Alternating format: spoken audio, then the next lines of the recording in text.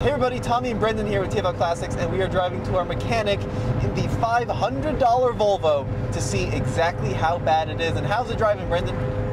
It is anemic, to say the least. I have it pegged. It's making a lot of noise, but I'm going up a slight incline and losing speed. What are we doing? We were doing 55 when we started the video. We're down to 45 now, and I swear I do have it floored. Come on, Volvo! You can make it up the hill.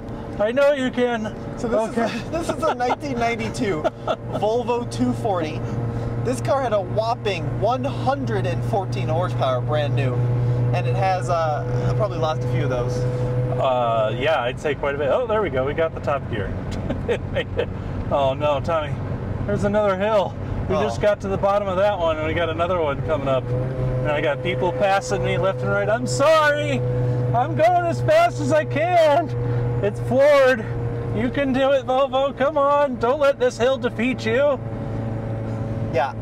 I think 30 years and 257,000 miles have not been kind to the Volvo. No. And we're also at over a mile above sea level. Yeah, so it's, I would say pushing what, right? Like 60 horsepower right now, maybe? 80. I'm going to go with 80. It does run very well. It does. It's just going up and down these hills. I mean, we're just in the foothills. I can't even imagine taking this thing in the up into the proper mountains right now. So before we get to Toby's, let's talk about what we know is broken. First of all, the whole center bit here where the radio goes, some of the gauges, has been completely torn out. Yep, and the brakes are pretty shot. Every time we hit the brakes, we get a nice grinding noise, and I get a lot of feedback from the pedals. Also, I feel like this thing has to get a little bit of more power, right? There's got to be a way to get something out of this. Now, I don't know. The good news is the heat works great. The blower fan works great. We got our rear defrost. We got hazards. Those all seem to work. All the gauges work. It doesn't overheat. Do we have a horn?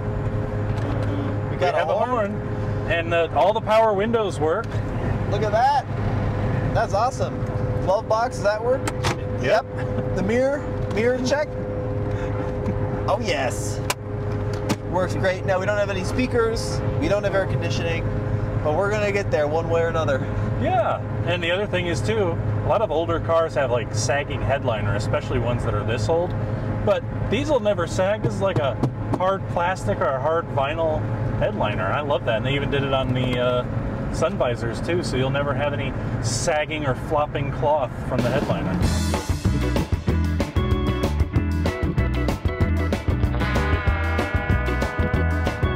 All right, so we're here with Toby at German Auto, your favorite auto mechanic. I don't even need to be in the videos anymore. People just like Toby.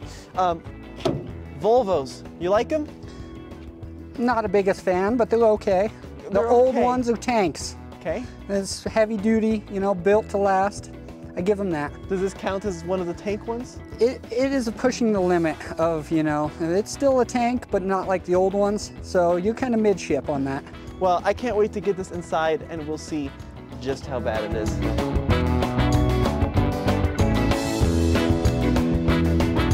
A strong 257K on it. Barely broken in. Oh, can you do it again? Sometimes you have to sit on it. Oh, Is this a square body Chevy or? Oh, there we go. Is this a square body Chevy? So have you seen any of these come through the shop, Toby? Very few. The guy next to me works on quite a fun bundle of them. Any of them that are left that I see on the road. But, you know, a lot of people still like them, actually. Do they? Yeah, it's kind of, you know, a little bit of a following to some of these old ones because they don't make the new ones like they used to make the old ones. Yeah, so I'm told. Yep. So, how much are we deep into this one? What would you guess? I'm going to say it was a junkyard special, and then they resold it at an auction. What do you got? 600 into it? Oh, this guy's good. Yeah, just over 500 bucks. So, you're doing decent. Look at you. To start with. So it's clearly you think it's probably been crashed, first of all. Well, there's no reason you two-tone it to look good. You should, you know, at least have the trunk lid on there if you want to match. Yeah, it's a good point. Probably had a scuff or two. Well, you can see these aftermarket headlights too, a depot headlight in it, and that's why they actually look so good, because they had to replace them. Really? Interesting, okay. Yeah.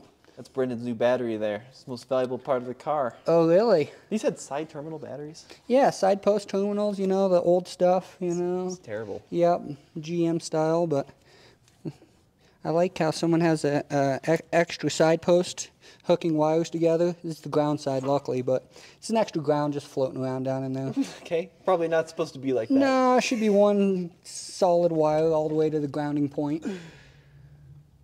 Anyone know if the timing belt on this old unit's been done, or it's getting ready to crack and break at any minute? That's probably the second one. Yep, yep. Is that something that needs to be done on these cars? Well, some of these cars, they just get really old and bad, and they break on you, and then, you know, you're in trouble. But Lunch the engine? well, some of these are non-interference, actually, some of these early ones, and you get away with doing it. Gotcha. So we'd have to look it up in the book and verify that, but it's a good thing to know. So far, we got a few seeps over here, but I'm not seeing no massive leaks. I was just kind of checking out all the intake system and make sure I don't see any really old rotted vacuum lines or any of that, because this car has some age on it. So Yeah. Got a little crack in this one actually right here that I see just right on the top of it, just a small one. So Okay. eventually, you know, might want to do a few vacuum hose repairs on it if you're going to keep it, you know, Gotcha. long term, you know. And depends on what kind of budget we're on here. Brake fluid looking good? No. I expect nothing less, though, Tommy. Come on now. Captain of bad brake fluid. My superpower. Never being able to buy a car with decent brake fluid. Something I pride myself with, actually. Anyone check the oil on this thing yet and make sure she was up to snuff? Or? No. This car's nice. It's got a transmission and an engine oil dipstick. Look at that. Yeah, it's high performance stuff. Back in the day when you could actually check your transmission fluid. Yeah. Yeah, so we'd have to start it up and run it and check it and see what we got here, but we'll check a color and see how color she smells. Actually looks pretty decent. Yeah? Yeah, you can still see how it's pink in color. So Is that the transmission? Or yes, is that the, this is. Okay. And you smell it and it doesn't smell no burning, so Nice. we'd have to fire it up and check it and make sure it's actually full, but we'll know pretty quick when we get to the bottom of it and see if there's any leaks down there. How do we do in power steering? What do you think? It's going to be, what color should it be? Well, it should be usually a nice pink. Yeah, actually, look it. Someone's done some work to the power steering system. It's got a nice red hue to it still. The pump does not look that old to me, actually, the power steering pump. So maybe someone did a power Yeah. steering pump on it. Yeah, Interesting. probably flushed the system. Other reason why I say that is this hose clamp over here in the back of this power steering hose is about 6 times too long. So that's how I know someone's been in there doing something, you know. Gotcha. And it's not factory. Not factory. Got a little boo-boo down here. Yeah? Right on top of this water pump housing, you can see a little bit of crusty coolant down in here. It's built up from leaking over time. So you probably have a bad water pump on this thing. Oh, you think so? Yeah.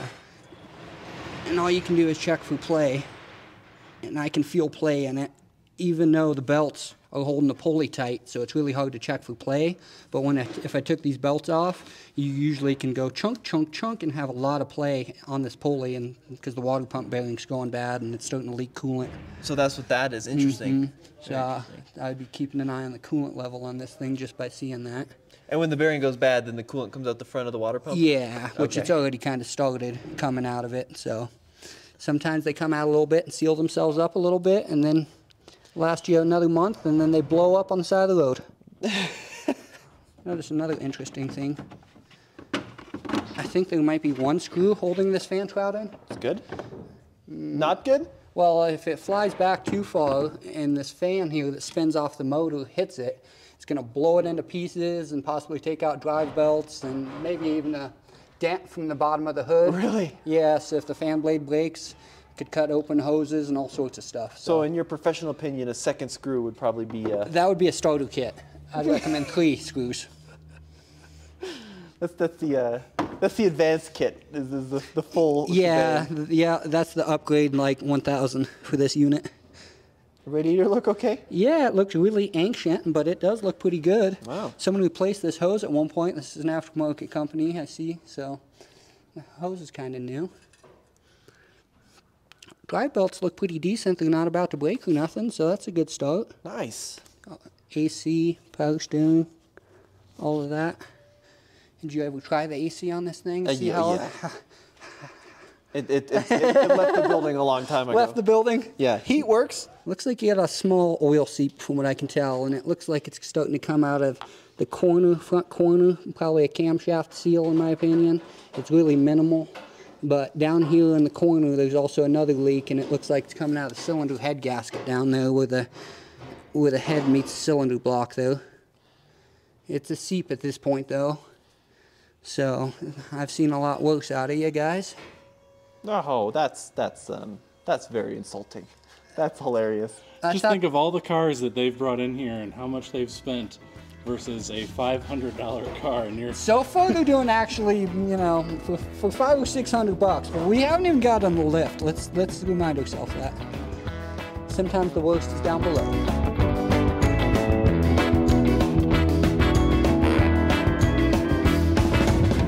Do we have any play in the wheels there? You could say that. Yeah? What would it take to fix that? We're gonna have to look into that and see what we're looking down below.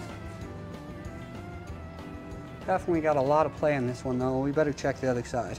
At least they're even. Yeah. They both have play evenly. Looks like the front struts left the building a long time ago to me. You can see all the build up on them. So if I scrape it off, that's all dust buildup basically and road grime. But what happens is, you know, the shock right in here where you can see the actual shock shaft, it'll leak fluid through the seals and start leaking the fluid down the shock, and then you drive down a dirt road and collect a bunch of dust on it and it builds up. So I'm assuming this unit probably doesn't handle quite you know, as good as it once did. You know, it actually rides surprisingly soft, so I'm a little shocked to hear about it having those. So it's not too issues, bouncy yet? Yeah, it's not too bouncy yet. That's a good thing. Yeah, that's a good thing. You know, for the price, you want to keep it down minimal, and you fix what's really bad when you know, spending this kind of money. Yeah. And you know, something that's really bad, speaking of, I can barely see it, but you can see in the disc there, in the hole of the disc, you can see where there's metal shavings on the brakes. So I'm assuming these front brakes are probably metal to metal. Oh yeah. Just by the looks of it. Yeah, that doesn't surprise me. That's the first thing I noticed. Yeah, it needs a brake job. Would you say it needs? I would say if you don't do it soon, you risk blowing a caliper out and losing brake fluid and really having issues, and it's not really safe to be driving, in my opinion. Okay. Even if you have to get the cheap brakes for now to get you by, that's going to be the best option. Okay. You know, it's safety. When you're talking brakes, you do not want to lose brakes, or you blow a piston out. I've seen brake pads actually get so small and skinny they fall out. Yeah. And then the piston, you hit the brakes and the piston shoots right out, and there goes your brake fluid, and it's spongy, and you're lucky to stop the car. Is it all four that are bad, or just the front? We'll visually check and see how bad we're really talking on this one. What is this? That's a cold air intake pipe. Got a little hole there. Yeah, you see it comes into the bottom of this air box here for the engine. So it wants to, you know, suck some. Actually, that one is not a cold air. That one's a warm air. So it gets, looks like up here in the exhaust manifold, you can see it here. Oh my God, someone taped it on there with duct tape. It's a little hot for that. So the exhaust right there has a heat shield basically, and the engine will suck that hot air in there on cold days, and it will help that airflow of the engine be, you know, not -20 out. It will warm it up at least a little bit, you know, so it's easier on the motor. So would you say on cold days this is going to struggle a little bit because of that? It probably won't help with the lips in it and all that stuff. It won't help, you know, the actual first startup in the morning time. And we brought you some of the ranch as well. Is so that what this was? Yeah. I was wondering what happened here. Yeah, visually looking at the repair though, you know, there's some baling wire here and there. Don't get me wrong. You see that, you know, holding a few things on down here, but, and you see why your AC doesn't work here? That's because this is the hose where it used to go to the AC condenser. And the condenser's just completely gone. Yeah, someone cut it in half right there with a saw and then undid that one. So we just have pipes that lead to nowhere. Yeah, leaking a little UV dye out of there, leftover residual from the system. And you can see how your rack and pinion boot here is ripped in half. Oh, so I'm getting all sorts that of stuff debris in there. that you just got in there is going to go in there and eventually take out your rack and pinion. Oh, geez, better clean that out, I guess. Yeah. Here, This one's... A little bit for Little you. keepsake for me. I might need that for later. Is that one ripped too, or is that one okay? No, this one's dry cracked, but it's not actually ripped in half yet. But you can visually see the dry cracking there in the convolutes. When you go like that, you see the crack starting. Yep. So eventually, but not today. The other thing I was looking at is this hose here and the bolt that's really not in the hole here, kind of floating around. Looks like the nut's missing off the back of it. Okay. But that's AC stuff again, you know. You don't. Yeah, so it doesn't matter. It's already halfway missing. You might as well just cut it off at that point, you know, and take the hose off. Halfway, the whole compressor's gone. No, your compressor's still here. Come on. Oh, okay. But we could take that off if you want. You could get like, you know, a weight reduction kit. You know what? This thing is lacking in power, and going up the hills, this thing loses speed if there's more than one person in it. So maybe losing a little bit of weight might help. I mean, You'll lose the weight, but also you'll lose power steering on this one. So, sorry to bring you down. But you can see a little residual coolant down here. See one little drop? Minimal. Yeah. That's not too bad. No, but you can see all this alternator has a little on it, so it's, you know, gonna have to keep an I'm gonna have to keep an eye on that water pump. Looks like the bushings on this thing have seen better days. All these control arm bushings are real rotted. You can see inside there, they've all rotted out. I don't think it's hitting metal to metal yet, though, even after the off-road excursion. When you wiggle that, you see how much play you have right there? Oh, yeah. And that's the slop that I'm feeling. That's the outer tie rod end, and it's definitely very dangerous. You know, go a week or two on that, and, you know, it could break at any minute. It's safety whenever they have play like that. Okay. It's kind of like these front brakes you got that are metal to metal here. So looks like the outside pad's metal to metal and the inside pad's very close. And you're actually starting to rub on the springs that hold the pads in. But this side has 75–80% or more. That's so weird. Why would it wear so unevenly? Did somebody just decide I only need one wheel of brakes, or did it do that to itself? Well, if you usually you can tell that by looking at the disc and seeing how new it looks. So you can see a little bit of rust on the top of it and the graying inside the disc. So then we'll look at this disc, and there's no gray, it's rusted. So someone did one, maybe, and did you check the trunk? Maybe you have an extra set of brake pads back there. There are some parts back there. Maybe a rotor, possibly. Yeah. Maybe they did one side and just went, meh, I'm done with it. If they did both sides at the same time, and this side wore like it is down to nothing, you probably have a bad brake caliper. But visually looking at it, I can see there's not a lot of rust buildup, and you can see the color on that, and this one has a lot of rust on it, and you can tell it's, I'm guessing they did one side. Yeah, I've seen terrible oil leaks in my day, and that head gasket's seeping oil up in there, but it's not actively gushing yet, so I wouldn't be too concerned with that if it was mine. You know, you got high mileage, you got a lot of issues, so it's... You just well, and the one thing we haven't mentioned is the odometer stopped working. So that 257, who knows what the actual miles are on it.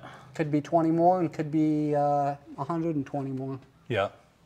You can see you got active transmission leaks here. You got fluid on the bottom of the pan, and it's starting to blow back the cross member.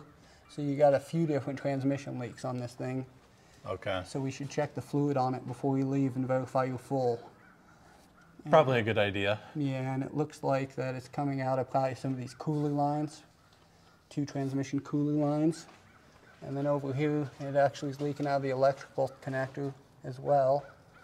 Look at solenoid. Ice and transmission in this thing. Wow. Huh. Japan, only the best. The Japanese transmission they put in the Volvos, huh? You hear that?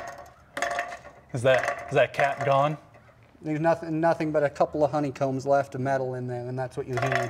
Do you think that's restricting the power any? It could be back here in this, clogging the exhaust up. And what happens is once it gets small enough to come through the hole, it will blow back into the baffles and then get stuck in the baffle plates in here and then clog the exhaust major. Well, and let me tell you, my idea is to turn this into a little bit of a rally machine. So do you think if I just unbolt this and make it just a straight pipe out back, would that give it a little bit of a boost? It might, but I'm sure you wouldn't notice it. It's not going to give you what everyone thinks it gives you a lot more power, and it does hold the flow back. But if you buy a really good high flow cat, it will do its job, and you can get some horsepower shot through there. Okay. You know, the muffler could be a big, you know, if you upgrade the muffler too, that would help a lot, definitely. Okay. What'd you notice there, Toby, with the drive shaft? Oh, I was just checking right up in here. You got U-joints on the drive shaft, and this is the support for the drive shaft. And they actually have a little play on these from the factory. It's a tad bit excessive, but for the price he's got, I wouldn't be replacing everything, you know. I wouldn't go full rebuild on it. Yeah. You got a small seep out of the rear pinion seal. You can see a little bit of fluid right there coming out of that drive shaft yoke. It's a minimal one, but you can see how it's been slinging. See, all this is actually that diff fluid. Oh, yeah. Okay. So it wouldn't hurt to crack open the rear diff and squirt a little fluid in it. Looks like someone did a little bottoming out on the exhaust. Speaking of that, it's touching the axle. Oh man, did we dent the exhaust, Tommy? Yeah, you guys did a little bit of a damage, I believe. This looks pretty fresh, just looking at this. Yeah. So the wheel brakes on this thing look like you have about 30%, about 30% there. The rotors are really, really rusted. So the brakes pretty much all around are not Yeah, great. really rusted, yeah. So it's not going to stop like it should, especially if you got metal-to-metal brake pads and some really rusted rotors in the back. You know, this side's getting down there. It's about 20%, so definitely lots of rust buildup. So it's definitely time for a brake job. Would that be like the #1 priority of what you're seeing so far? Safety-wise, if this was my car, I would try to do the front brakes, fix, you know, see if you got parts in the trunk to save your money to do the other side. Yeah. If not, you got to buy new brake pads, which is for both sides. Right. And then a new rotor. So Okay. you could get away with trying to do one because you want to stay cheap. And then you move on from the tie rods, the steering components. Okay. Pretty loose. Okay. So, you know, keep you on the road and not in the ditch. I'd replace those. So are those just like the main 2 safety items you'd say if somebody were to buy this as just like a cheap daily beater, just do those and the rest you can do over time? Over the time you fix the exhaust up, you do a few things, you know, as long as it passes emissions with your catalytic converter, then, you know. Yeah. If not, you're talking some work to make it pass. And Sure. But overall, I believe this would be, you know, one of those cars that you don't care when someone parks in the parking lot and smacks your door. Right. You know, it's I think everybody needs one of those cars, right? It's Nowadays. so satisfying to drive around because if somebody does that to you, you don't come out and be all stressed about it. You can just be like, ah, well, whatever, and you go on about your day. Yep. It's no big deal. So those 2 jobs that you mentioned, what would you say ballpark that would cost somebody to do? roughly ballpark, like on a brake job, it's going to be anywhere from $350 to $400 at the most, depending on what kind of parts we put on them. Sure. You know, I'd say usually put decent parts on them, but for this car, you'd probably want to stay on the cheap side of things. Right. So, you know, just depending, every car's a little different. But, you know, and then the tie rod ends, you could probably spend about $300, somewhere in that neighborhood, you know, $350 to do the tie rod ends on it. So what I'm hearing is I bought a car for $500 and for another $600 to $700, I can make it fairly safe and reliable vehicle. Within means. I would say Within safe, means. you know, the reliability, time will tell. Time Sure. will tell. Yeah. Still not a bad deal though. I mean, you're a little over $1,000 and you're into a car that gets you around. Goes from A to B. Yeah, That's exactly. what you need sometimes. Yeah, kind of hard to beat. Yep.